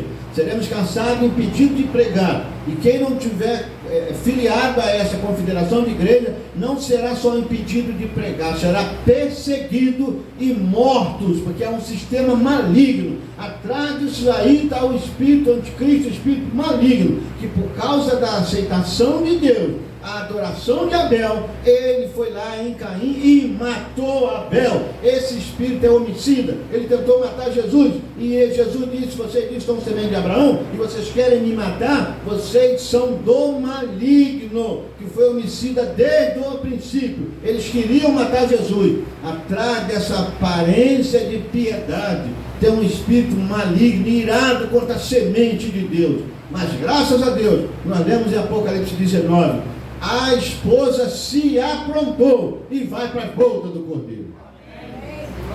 Amém? Aí aqui, vamos logo aqui. Eu disse era de Éfeso, né? Vou ler só aqui a introdução para vocês verem como estava se formando. Aqui, ó, a igreja efesiana é aquela lá 19, tá? Você diz, ó, mas os efesianos 19 é essa que casa, essa vira esposa. Porque a palavra ela casa com a palavra. Mas você vai ver que dentro desse campo aqui, né, ali tinha só o trigo, mas veio o inimigo, semeou o joio e formou uma outra igreja, né, que vai chegar a ser a besta. Então o profeta fala aqui no parágrafo 2 dessa mensagem, a era de Éfeso, ele falando do estudo da igreja, ele diz, ó, desde que esse estudo, parágrafo 2, deveria ser o mais importante que eu já empreendi até esse tempo, busquei a Deus por vários dias para encontrar a inspiração do Espírito Santo. Somente então eu li as escrituras sobre as eras da igreja e estudei profundamente a história da igreja, escrita pelos historiadores mais imparciais que pude encontrar. Deus não falhou em responder minha oração, porque enquanto eu lia a palavra e a história, fui dirigido pelo Espírito Santo e vi desenvolver um plano que corre através do século até o tempo final, esse último dia. Olha a chave que Deus deu a ele, parágrafo 3. A chave que me deu o Senhor, pela qual pude determinar o mensageiro para cada era, é sumamente bíblica. De fato, se poderia dizer que é a chave principal da Bíblia. É a revelação de que Deus nunca muda e que seus modos também são imutáveis como Ele o é. Amém? Deus não muda e seus modos não mudam. O profeta disse, essa foi uma chave, né? Diz, ó, Jesus Cristo é o mesmo ontem, hoje e eternamente. Hebreus 13 e 8. Eu sei que tudo, agora ele vai ler outra escritura. Eu sei que tudo quanto Deus faz durará eternamente. Nada se lhe deve acrescentar e nada se lhe deve tirar. E isso faz Deus para que haja temor diante dele. Que coisa, né? O que é já foi, e o que há de ser também já foi. E Deus pede conta do que passou. Eclesiastes 3, versos 3, 14 e 15. Aqui está um Deus imutável com modo imutável. O que ele fez no princípio terá que continuar fazendo até que seja feito no último tempo. Nunca mudará. Aplique isso às eras da igreja. O tipo de homem que Deus escolheu para a primeira era e como foi que Deus se manifestou no ministério daquele homem seria exemplo para as demais eras. O que Deus fez na primeira era é o que quer fazer em todas as demais eras. Então nós estamos incluídos, amém? Agora sabemos exatamente pela palavra que foi registrada pelo Espírito Santo como foi fundada a primeira ou a igreja original e como se manifestou Deus nela. A palavra não pode mudar ou ser mudada porque a palavra é Deus. João 1:1. No princípio era o verbo estava com Deus, o verbo era Deus. São João 1:1. Mudaram a sua palavra como fez Eva, traz pecado e morte. Pecado e morte, como dizem Apocalipse 22, 18 e 19. Se alguém lhe acrescentar alguma coisa, Deus fará vir sobre ele as pragas que estão escritas neste livro. E se alguém tirar quaisquer palavra do livro desta profecia, Deus tirará a sua parte da árvore da vida e da cidade santa que estão escritas neste livro. O que a igreja foi no dia de Pentecoste, essa é a norma, esse é o padrão, não há nenhum outro padrão. Não importa o que digam os estudantes, Deus não tem mudado aquele modelo. O que Deus fez no dia de Pentecoste tem que continuar fazendo até que termine as eras da igreja. Embora os mestres digam a você que a era apostólica tem cessado, não creia nisso. Tal declaração está errada por duas razões. Primeiro, ela está errada em supor que já não há apóstolo, porquanto os primeiros 12 têm morrido. Um apóstolo quer dizer um enviado, e hoje há muitos enviados, porém chamamos missionários. Portanto, enquanto houver homem chamado e enviado com a palavra de vida, então continua a era apostólica. Em segundo lugar, eles fazem referência a uma era da manifestação do poder do Espírito Santo como sendo ultrapassada desde que a Bíblia tem sido completada. Isso não é certo. Não há nenhuma só escritura que sugira isso, mas decisivamente declara o contrário. Aqui está a evidência que prova que essas duas declarações são falsas. E disse-lhe Pedro: arrependei-vos e cada um de vós seja batizado em nome de Jesus Cristo para perdão dos pecados e recebereis o dom do Espírito Santo. Porque a promessa vos diz respeito a vós, a vossos filhos e a todos que estão longe e a tanto quanto Deus, nosso Senhor, chamar. Atos 2, 38 ao 39. A promessa do poder com o qual os apóstolos foram dotados no dia de Pentecostes é para vocês, judeus, é para seus filhos, judeus, é para todos que estão longe, gentil, é para tanto quanto Deus, nosso Senhor, chamar, judeu e gentil. Até que ele deixe de chamar, a mensagem e o poder de Pentecostes não cessarão. Amém? O poder não cessou, viu, irmão? O que a igreja teve no dia de Pentecostes é o seu direito inalienável. Originalmente ela teve a pura palavra de Deus e ela teve o poder do Espírito manifesto em diversos sinais de prodígio e dom do Espírito Santo. Portanto, convém-nos atentar com mais diligência para as coisas que já temos ouvido, para que em tempo algum nos desviemos dela.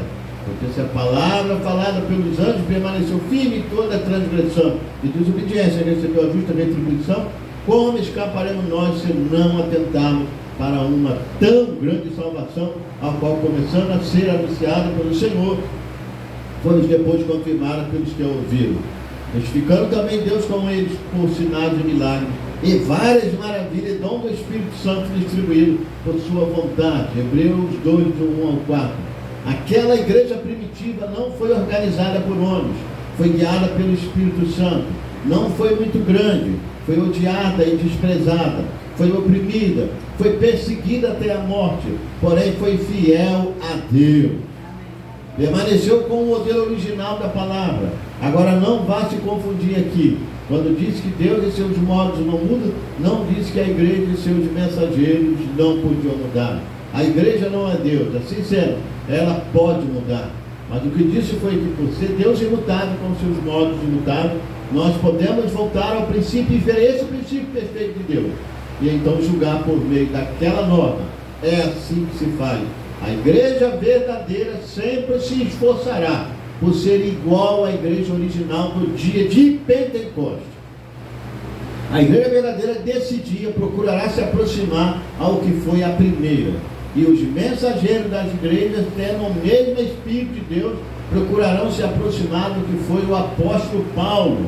Não serão exatamente como ele, mas os verdadeiros mensageiros serão os que mais se assemelharem a Paulo, que estava livre de toda ligadura humana, completamente entregue a Deus e só declarava a palavra de Deus e manifestava o Espírito Santo em poder. Nenhum outro serviria. A gente tem que se basear no original. Assim como uma determinada espécie só pode gerar sua espécie, a igreja verdadeira sempre será a que procurar seguir os passos de seus fundadores em Pentecostes. E seus mensageiros seguirão o apóstolo Paulo, o primeiro mensageiro da primeira era. Isso é simples e maravilhoso. Amém? Com essa chave tão simples e tão maravilhosa, eu pude, com a ajuda do Espírito Santo, ler o livro de Apocalipse e a história da igreja e encontrar cada era, cada mensageiro e a duração de cada era e parte que cada uma teve no propósito de Deus, desde Pentecostes até a consumação destas eras. Agora que você entende como julgamos o que foi semelhante à verdadeira igreja, o que era ali em Pentecostes na era apostólica, como relata a palavra no livro de Atos, podemos aplicar a mesma norma para ver como que a igreja falhou. Amém? Então nós vamos parar aqui. Paulo, o irmão Brando está dizendo que está pegando o padrão original. Como que é Deus? Deixa eu ver um pouquinho de água.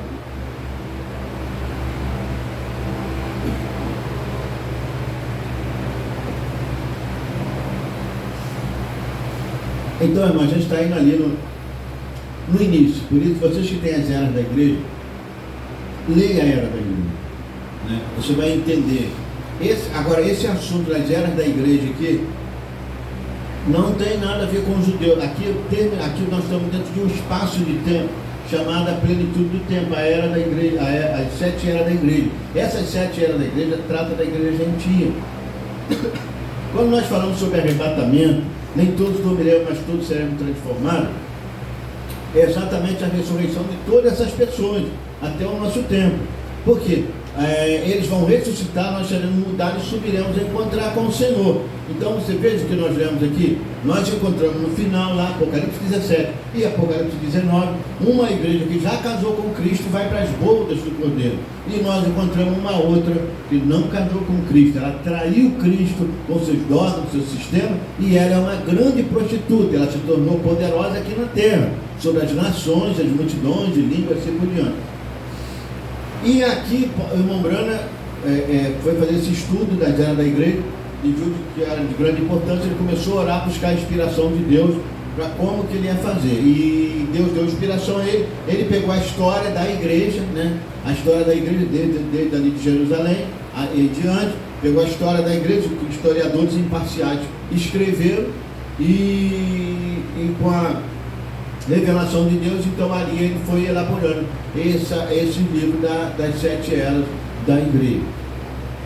Você vai encontrar aqui que ele disse que ele viu que Deus deu uma chave a ele, que Deus é imutável, Deus não muda e nos seus modos também não muda. Então quando Deus prepara, uma forma, né? Uma das irmãs aqui, você tem uma receita de algo muito especial, você tem a medida certa, aquilo bate certo. Então você prepara aquilo dá certo, né? Dependendo se você vai fazer uma quantidade maior, você aumenta a quantidade, mas é sempre aquela proporção. Então você vai dizer para alguém, é assim, não faça diferente, senão não vai bater, então não vai dar certo. Então, o que Deus está dando para o irmão Brana? A chave que ele deu: eu sou o Senhor e não mudo, e tudo que eu faço também não muda. Por quê? Se Deus mudasse no que ele fizesse, então eu mostraria que Deus não era onisciente, porque Deus fez aqui e melhorou mais na frente. Mudou. É isso que as igrejas ensinam hoje. Quando se hoje mestres e teólogos começam a dizer assim, mas Deus sabe, mas o tempo que nós vivemos, mas aquilo que Paulo pregou no seu dia, mas hoje nós estamos numa era moderna, hoje as igrejas, hoje os pastores têm outros entendimentos. Veja bem, Deus quando estava formando a primeira igreja e dando o primeiro padrão, esses tempos todinhos Deus já sabia. Tanto é que há profecias na Bíblia, desde o Velho Testamento, falando desse tempo. A era de Laodiceia não é uma era que surpreende a Deus em nada, nada. Tanto é que ele fala dela lá atrás. Zacarias fala da era de Laodiceia, falou do tempo de Lutero, de Wesley, né? E falou da mensagem. Ele estava lá atrás, antes do Novo Testamento, antes da primeira vinda de Cristo. Há outras profecias, eu esqueci o nome dele, não sei se foi Abacuque. Abacuque profetizou, viu numa visão, ele viu lá atrás, olha quantos anos ele estava. Ele disse que via algo como tocha de fogo, eram os carros que ele estava vendo. E ele disse que aquilo deslizava pelas ruas, né? Havia algo como aquilo andava. E ele disse que na visão que ele estava vendo, que aqueles como tocha de fogo, aqueles se chocavam. Ele estava vendo os acidentes de carro, ele viu os carros com os faróis acesos e bateram. Ele disse, esse homem estava bem antes da primeira vinda do Senhor.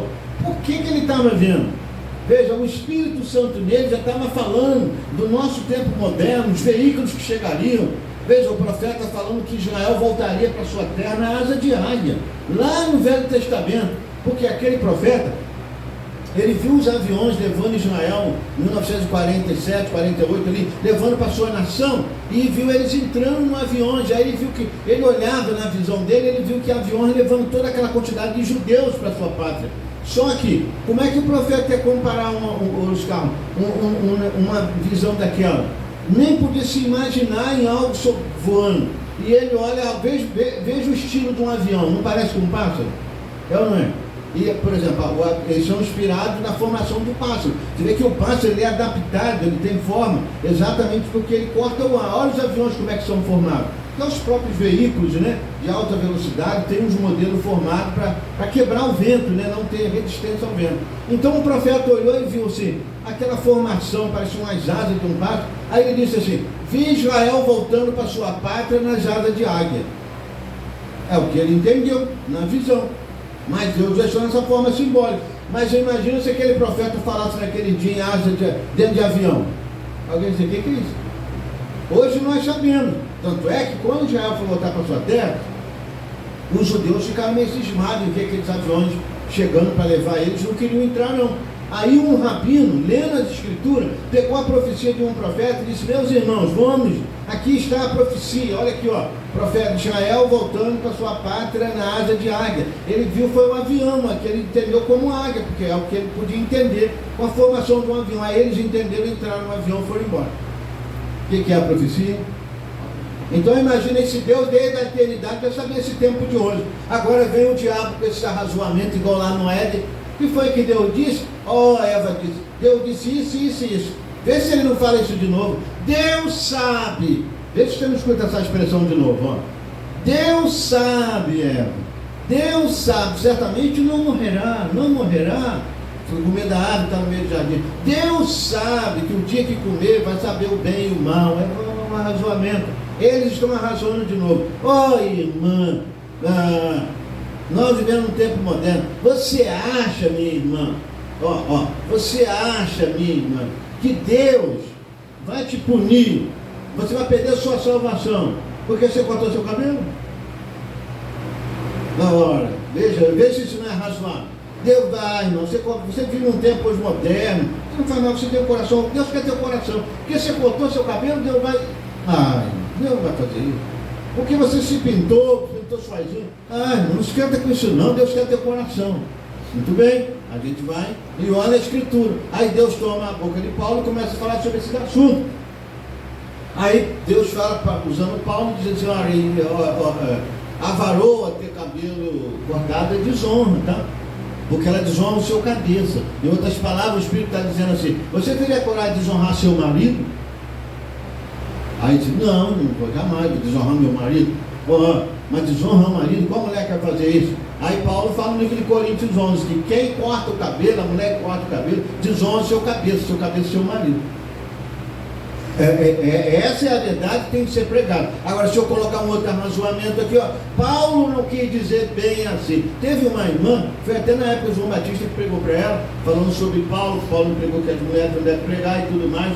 Ela, como não tinha recurso para dizer algo contra o ensinamento, ela disse assim, é uma missionária, ela disse assim, Paulo era um recalcado com relação às mulheres. Vê que segurança para falar? Ora, irmão, mas veja bem, graças a Deus que nós estamos de volta à palavra original. E acabamos de ler que a noiva, a noiva não, a esposa, tá? A esposa de Apocalipse 19 já tinha até casado, porque o diabo enganou a primeira Eva lá no Éden. O diabo enganou a Eva em Nicéia também, e ele ia tentar enganar essa da agora também, mas quando ele veio para enganar, ela já tinha recebido a semente de Cristo, o ventre fechou, ela já está casada com a palavra. Amém. Ele não pode enganar ela. Amém?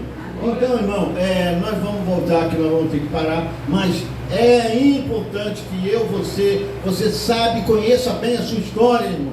Conheça a sua história, conhece a história da igreja, vai ver por quê. Aí você tem que saber por que hoje a gente batiza em nome de Jesus. Que batismo é esse, gente? Que numa igreja batiza, e esses grupos aí esquisitos, poucas igrejas, e batiza em nome de Jesus, ainda afirma que é o único batismo bíblico. Por que batismo em nome de Jesus agora? Por que as mulheres têm que andar dessa forma agora? Por que isso? Então você vai ver na história da igreja, e você vai ver o que Deus prometeu, que prepararia a igreja para ela ir no arrebatamento. E aí você vai entender que o livro de Gênesis é o livro semente, a semente é plantada. O livro de Apocalipse é o livro da colheita, tudo está terminado. Então, irmão, aí nós vamos acompanhar, vamos ver que aqui ele está falando de um Deus imutável, que na era de Éfeso, que ensinou e formou uma igreja, a igreja padrão dele, Jerusalém, a igreja que eles ouviram a palavra e disse: agora vocês ficam até que ser revestidos de poder, vocês receber o Espírito Santo. É isso que a igreja precisa, é isso que a gente está sentindo, que nós também precisamos, irmão. Não se descanse, tem a palavra, mas tem o Espírito, porque o Espírito e a palavra trabalham juntos, irmão. Você tem que ter os dois dinheiros. Os dois dinheiros é o Espírito e a palavra. A verdadeira adoração é em espírito e é em verdade. Senão você não consegue fazer uma verdadeira adoração. Porque você ouve a palavra é muito boa, mas depois você vai para casa e diz: como é que eu vou viver essa palavra? Como que eu vou mudar? Como eu vou viver essa palavra em mim? Mas se o Espírito Santo vem até você, ele viverá essa palavra por você. Então, ali começa a igreja padrão, da igreja de Jerusalém, vem a igreja efesiana. Aí, a igreja de Jerusalém era uma igreja judia, né? Quase 100%. Mas a igreja efesiana começa no meado do século, ali após 20 anos após a partida de Jesus, e ela é fundada, pregada por Paulo. Aí Paulo parte para o Senhor, João dá continuidade, e ali vem depois da igreja de Esmirna, e assim vai por diante, assim por diante. E toda essa igreja é gentia, e ela é tirada dentre as nações como uma noiva para Jesus Cristo. E nós fazendo parte dessa igreja, mas vivemos na 7ª era, nós vivemos no tempo daquilo que Paulo disse: nem todos dormiremos, mas todos seremos transformados. Amém? Vamos cantar um hino então, e vamos ler a escritura da ceia, né? Eu no dia de ceia não quero, pretendo demorar muito, são 7, né? Vai dar 7h10 ainda, né? Dá para a gente cantar um louvor, mas antes, vamos fazer então a leitura da ceia primeiro, né? Vamos ficar de pé? Vamos, depois a gente volta, esse aí é um estudo longo, mas é fundamental, irmão. Aqueles que não leram as eras da igreja, né? Hoje você pode, tem a facilidade, tem áudio, né? E você pode ler, você pode ouvir. Por quê? Quando você começar a ler as eras da igreja, automaticamente o próprio Espírito que vai te guiar das eras da igreja, fazendo você entender, vai fazer você entender também os selos, porque os selos é compreendido dentro das eras da igreja. Então, é as eras e os selos, né? Você vai ver que são um acontecimento ali. Você vai entender que aquela igreja efesiana ali, quando o Espírito escreve a carta à igreja de Éfeso, de Minas, e assim por diante, você vai entender que ele não está se dirigindo única e exclusivamente à igreja efesiana. Há uma outra igreja que se forma ali. Então tem duas vinhas ali, por isso você vai ver que é simbolizado num campo onde está o trigo e o joio. Duas vinhas colocadas no campo, se alimentando da mesma chuva, do mesmo espírito e tudo mais. Mas você vai ver que no tempo da colheita, olha a formação que se torna a falsa vinha, e você vai ver que durante toda a era há uma perseguição da falsa vinha contra a verdadeira. A falsa persegue a verdadeira, mas a verdadeira não persegue a falsa. Tá? Então, vai se formando, mas Deus é tão misericordioso que Ele fala com a verdadeira e fala com a falsa vinha também. Por isso você encontra o Espírito falando, né? Tenho contra ti, ele tem elogio e tem exortação. Parece que ele está falando com a mesma pessoa, não é? Com o mesmo grupo, mas não é. São dois grupos dentro de cada era. Tenho contra ti, por exemplo, ao anjo da era de Laodiceia, né? Que nós sabemos que é um mensageiro, ele fala assim: oxalá fosse crente, nem frio nem quente, vejo que tu és morno, vou botar cheio da minha boca. Olha, ele está falando a era de Laodiceia, o mensageiro de Laodiceia e aos de Laodiceia, mas não é o verdadeiro. Então tem duas vinhas. A era de Laodiceia é uma coisa, agora os eleitos de Laodiceia são outros. Tanto é que ele, quando vai se referir aos eleitos de Laodiceia, ele diz que ela deixou a palavra, ela se orgulhou, se jactanciou e tudo mais, deixou a palavra e pôs Cristo para o lado de fora. Então aí no final você encontra lá uma igreja aprontada em Apocalipse 19 e uma rica, poderosa, mas num quadro tão horrível, né? Chamada de grande prostituta. Mas você está incluído nesse 19. Nós vamos ler aqui então, voltando aqui, Coríntios capítulo 11, que fala sobre a ceia do Senhor, né? E depois vamos cantar um hino enquanto a gente vai preparando ali e a gente vai dar ceia. 11:23. Então, irmão, vamos voltar, vamos marcar de novo. A gente começou, estava indo tão bem, né? Mas o diabo luta tanto. Vamos marcar esses dias vendo aí com os carros, as possibilidades de ele consagrar um sábado ou outro, né? Marcar, sábado de consagração. Eu pensei muito agora esse mês de dezembro, esse final de ano, nós poderíamos pedir ao Senhor que nos presenteasse, né? Aqueles que têm o Espírito Santo, que recebesse mais ainda, e os que não são, que recebam o Espírito Santo. Deus pode nos surpreender na vigília aqui, né? Poderíamos fazer uma vigília mais alongada, né? E aproveitar o sábado antecedendo a vigília, faz uma consagração pedindo: Deus, derrama, que a gente possa ver aquela coluna de fogo no nosso meio, não só isso, no nosso coração. Veja o padrão da igreja dele. Fique em Jerusalém até que seja revestido de poder. O que ele fez na primeira igreja, em cada igreja, o Espírito Santo tem que estar com liberdade no nosso meio. Ele tem que estar com liberdade para pregar, para cantar, para fazer os sinais de prodígio e maravilha. Se a igreja não se dedicar a Deus e duvidar de Deus, isso prende ele. Ele fica sem liberdade. É natural que Deus haja no nosso meio com sinais de prodígio e maravilha. Era natural entre eles, né? Paulo foi um grande mensageiro assim, e essa igreja efesiana começou com tão poucos irmãos, né? E hoje, com a revelação da palavra, com a abertura da palavra, e sabemos que é prometido para a igreja nesse tempo do fim, que com a abertura da palavra, a igreja chegaria até o poder da palavra falada. Então há uma grande perseguição para chegar, há uma situação de aperto para vir. A noiva não passa pela tribulação, mas ela terá um certo aperto. Então, a noiva precisa estar tão preparada, ela terá o poder da palavra falada. Olha que ponto que ela chegará em ela ser a palavra, ela terá o poder de falar, né? O poder de falar, trazer coisas de existência e salvação e assim por diante. Foi demonstrado em pequena medida no mensageiro, mas será em grande medida quando o aperto chegar, disse o profeta. Então, a igreja precisa estar atenta para isso e ver se desenrolar. Então, o Espírito Santo está com pressa. A coisa está se desenrolando, as cenas, o mundo. Olha a condição que está o mundo. O mundo está clamando, tem gente no mundo que está dizendo que é o fim de tudo. Olha as coisas como é que estão, as coisas estão tudo saindo fora do normal. É calor demais, é frio demais, está tudo descontrolado, irmão. Sabe o que é isso? Sinal da saída da igreja. O Egito estava todo metido antes de Israel ir para a sua pátria. E foi Deus que mexeu com o Egito. Deus está permitindo coisas, irmão.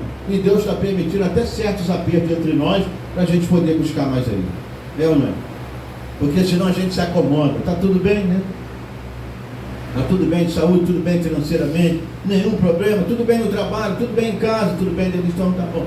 Vou deixar alguma coisinha, eu quero que você me busque, né? Invoca-me no dia da tua angústia, eu te livrarei, tu me glorificarás. Amém? Vamos lá. Coríntios 11, versículo 23. 1 Coríntios. Porque eu recebi do Senhor, que também vos ensinei, que o Senhor Jesus, na noite em que foi traído, tomou o pão, tendo dado graça, partiu e disse: tomai e comei, isso é meu corpo que é partido por vós, fazer isso em memória de mim. Até esse ensinamento, né, ensinado que o pão é o próprio corpo de Jesus, mas vem a mensagem com a Bíblia e mostra que não é o corpo literal de Jesus, tá? Porque você vê que ele está com o pão na mão e diz: esse é meu corpo que é partido por vós. Ele está com o pão na mão, então simboliza o seu corpo. Mas você diz: então não tem tanta importância? Vejamos se tem ou não. Tendo dado graça, partiu e disse: tomai e comei, isso é meu corpo que é partido por vós. Fazer isso em memória de mim. Semelhantemente também, depois de cear, tomou o cálice, dizendo: esse cálice é o Novo Testamento do meu sangue. Fazer isso todas as vezes que bebeis em memória de mim. Porque todas as vezes que comedes esse pão e bebeis esse cálice, anunciai a morte do Senhor até que venha.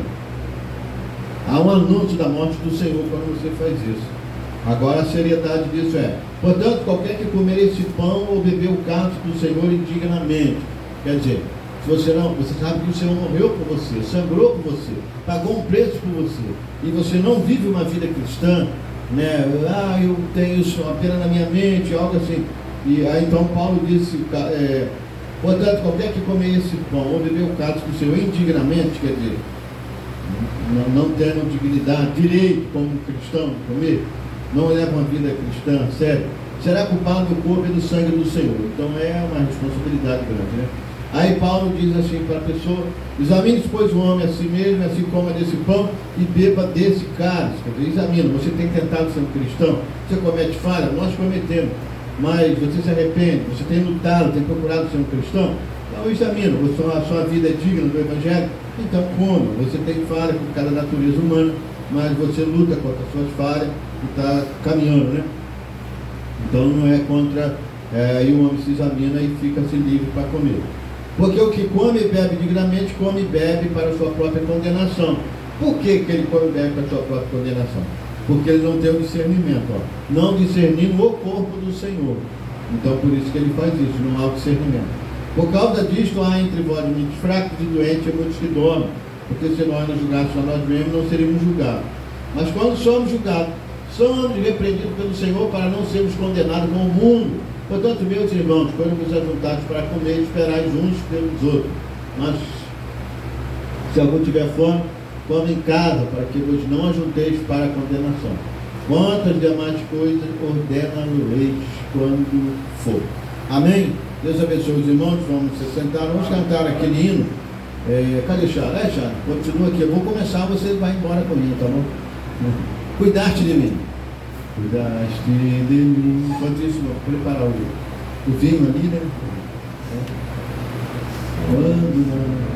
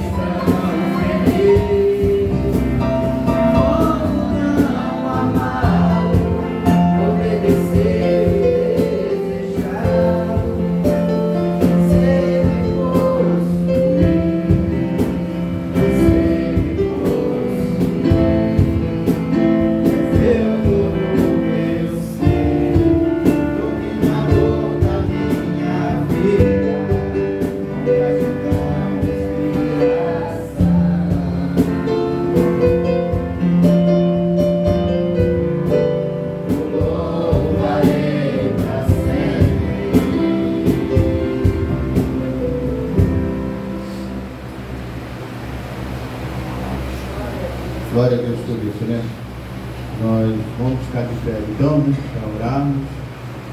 E logo após vamos então nascer. Na terça-feira então nós estaremos dando acerca dos irmãos que não vieram, né?